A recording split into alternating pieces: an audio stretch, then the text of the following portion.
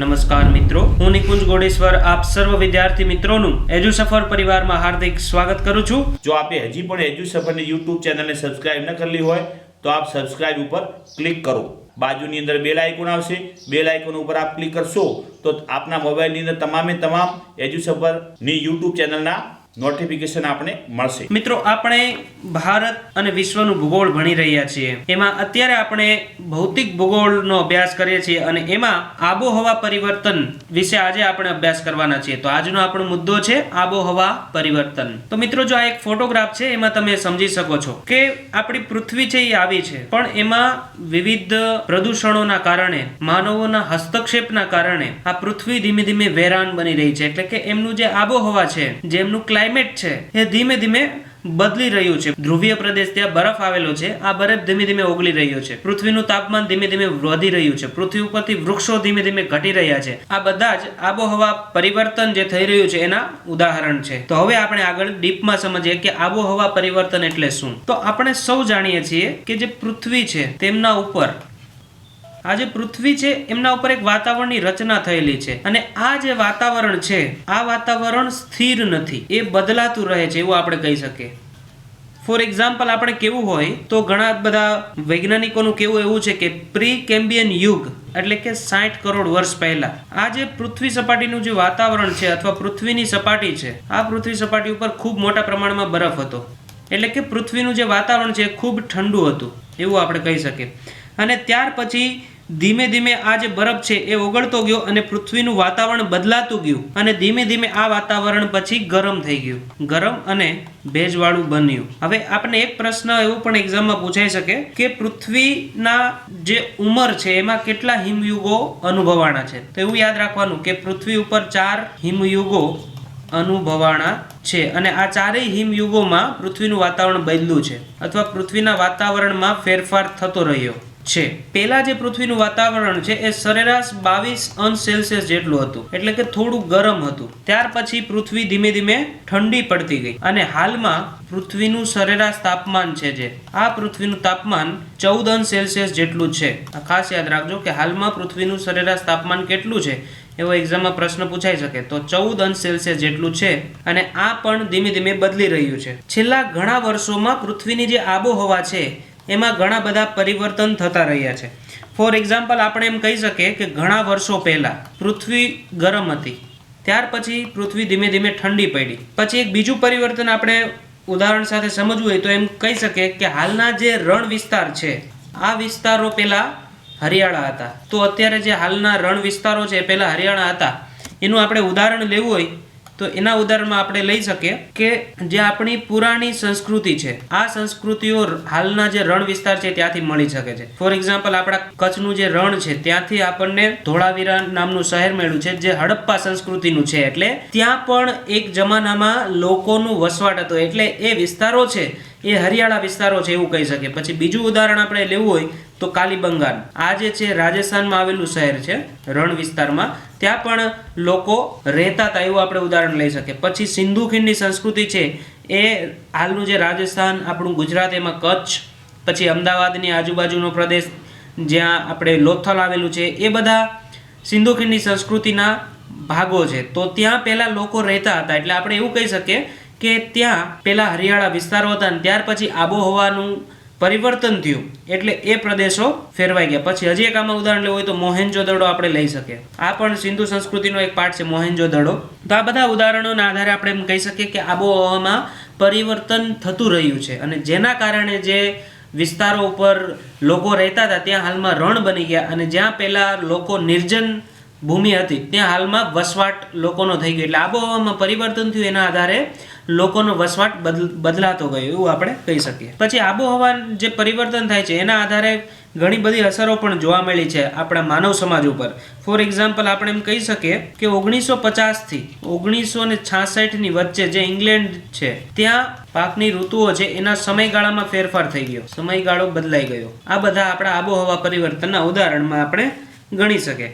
તો હવે આપણે જોઈએ કે આબોહવા પરિવર્તન શું કામ થાય છે। તો એના કારણો જો આપણે જાણવા હોય તો માનવીની વિવિધ પ્રવૃત્તિઓ, પહેલું આપણે લખી શકીએ માનવીની જે વિવિધ પ્રવૃત્તિઓ છે એ આબોહવા પરિવર્તન માટે જવાબદાર છે. એમાં આપણે લઈ શકીએ કે ઉદ્યોગોનો ધુમાડો, પછી બીજું લેવું હોય તો પરિવહનના સાધનો, આના કારણે પણ આબોહવા બદલાય, કારણ કે એનાથી પણ પ્રદૂષણ થતું હોય છે. આપણે આગળના લેક્ચરમાં ભણ્યા હતા કે પેટ્રોલ ડીઝલ એટલે કે અશ્મિભૂત બળતણ છે, એનો આપણે વપરાશ કરીએ તો એનાથી પ્રદૂષણમાં વધારો થતો હોય છે. કાર્બન ડાયોક્સાઇડમાં વધારો થાય, SO2માં વધારો થાય. આ બધા જ કારણોને લીધે આબોહવાનું પરિવર્તન થતું હોય છે. પછી બીજું એક ઉદાહરણ આપણે એ પણ લઈ શકીએ કે વનોનો વિનાશ. હાલમાં માણસ જમીન, ખેતીની જમીન માટે કે પછી કન્સ્ટ્રક્શન કરવા માટે, વસવાટની જમીન માટે ધીમે ધીમે વન પ્રદેશો જે છે, આપણા જે પ્રાકૃતિક વન છે એમનો વિનાશ કરતા જાય છે, એટલે કે એમાં ઘટાડો થતો જાય છે અને ત્યાં માણસોનો વસવાટ થતો જાય. પછી શહેરીકરણ આપણે ગણી શકીએ. આ બધા કારણોને લીધે આબોહવા પરિવર્તન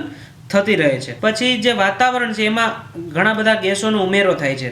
ફોર એક્ઝામ્પલ આપણે આગલા લેક્ચરમાં વાત કરી હતી CO2, SO2, પછી મિથેન. આ બધા જ વાયુઓ જે છે, આ બધા જ જે ગ્રીન હાઉસ ગેસીસ આપણે આગલા લેક્ચરમાં વાત કરી હતી, એનો ધીમે ધીમે વાતાવરણમાં વધારો થતો જાય છે અને આ વધારાના કારણે આબોહવામાં પરિવર્તન થાય છે.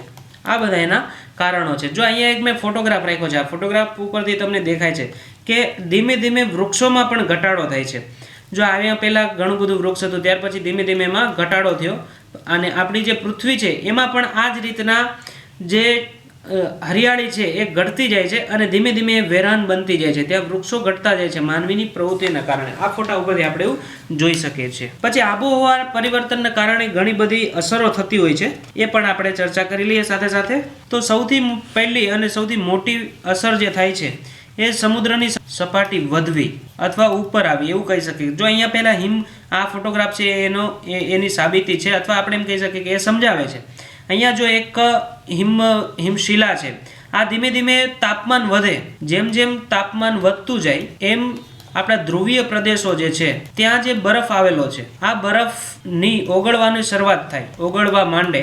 એટલે આ જે સમુદ્ર છે એમાં આ બરફનું પાણી વધારે ભેગું થાય અને ધીમે ધીમે પછી તાપમાન વધતું જાય અને આ બરફ ઓગળતો જાય અને પછી જે સમુદ્રની સપાટી છે એ સપાટીનું લેવલ ઊંચું આવે અને પછી એ ધીમે ધીમે જે કાંઠાના પ્રદેશો છે એમાં ગરકાવ થઈ જાય.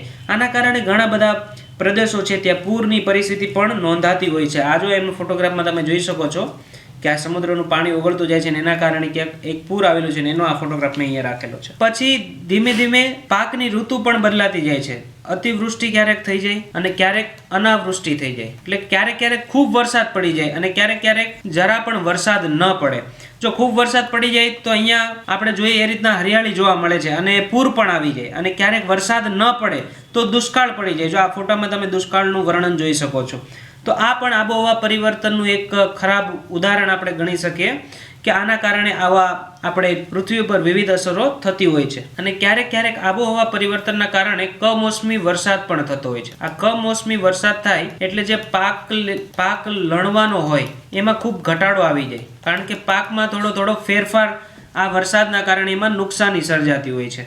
એટલા માટે છેલ્લે કમોસમી વરસાદના કારણે અર્થવ્યવસ્થા પણ અસર થાય છે, અર્થવ્યવસ્થા ઉપર પણ અસર થતી હોય છે. પછી આબોહવા પરિવર્તન છે એના કારણે ઓઝોન વાયુનું જે પડ છે આમાં પણ ઘટાડો થાય છે. અને આ ઓઝોન વાયુના પડમાં ઘટાડો થવાથી આપણે સૌ જાણીએ છીએ એમ પારજાંબલી કિરણો જે છે આ કિરણો પૃથ્વી પર વધારે પ્રમાણમાં આવે અને આના કારણે, આ કિરણોના કારણે પછી માણસોને ચામડીના રોગો, પછી આંખના મોતિયા, આ બધા જ રોગો થતા હોય છે. પછી કેન્સર પણ થતું હોય છે. આ બધા જ આ ઓઝોન વાયુનું પડ ઘટે એનું એક કારણ છે. એટલા માટે આબોહવા પરિવર્તનના કારણે આ ઓઝોન વાયુનું પડ પણ એમાં ગાબડું પડી રહ્યું છે, જેને ઓઝોન હોલ તરીકે ઓળખવામાં આવે છે. આ પણ એક એની ખરાબ અસર છે આબોહવા પરિવર્તનની. પછી આબોહવા પરિવર્તન થાય તો ક્યારેક ક્યારેક દુષ્કાળ આવી જાય છે, ક્યારેક પૂર આવી જાય, ક્યારેક દુષ્કાળ પણ આવી જાય, ક્યારેક ખૂબ હિમ વરસાદ થઈ જાય, એટલે કે ખૂબ જ પ્રમાણમાં બરફ વર્ષા થાય, જેમ આપણે જમ્મુ કાશ્મીરમાં થાય છે.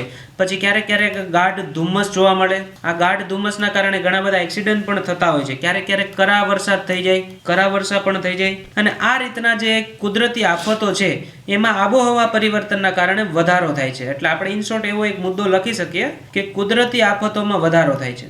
તો આ રીતના આબોહવા પરિવર્તન છે એ મનુષ્યને ખૂબ અસર કરે છે. છેલ્લે કન્ક્લુઝનમાં આપણે લખી શકીએ કે મનુષ્યના જીવનને આ જે આબોહવા પરિવર્તન છે એ ખૂબ અસર કરે છે. આ આપણું કન્ક્લુઝન આપણે દઈ શકીએ. તો આ રીતના આપણે આબોહવા પરિવર્તન વિશે આજે માહિતી મેળવી. તો મિત્રો આ લેક્ચર જો તમને પસંદ આવ્યો હોય તો જરૂરથી અમને યુટ્યુબની નીચે જે કમેન્ટ છે ત્યાં તમે કમેન્ટ લખજો અને પછી આ લેક્ચરને જરૂરથી લાઈક કરજો.